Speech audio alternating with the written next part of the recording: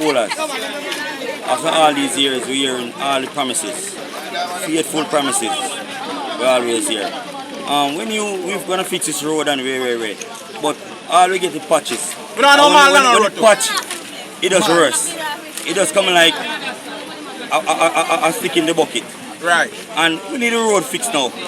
And Mr. Wilson and Mr. George Wright, and I know no see no. It's a 2-1. Although Mr. Wright is out, so Hal and Mr. Witter is in charge for this consequence. It's a Western. So you have we here out here from morning. And we don't hear nothing now.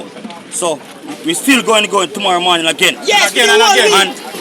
And going on till we hear something and we see something. So we're out here and we're gonna do it. You understand? We need something. We need some justice. The road is in a terrible condition. How long have you been operating as a taxi man? 17 years. And would you we never seen this road fixed. All we see the patches. It's some failed promises. We don't see nothing. So guess what? We need something now. But we're not stopping. Look at this. Look at that way.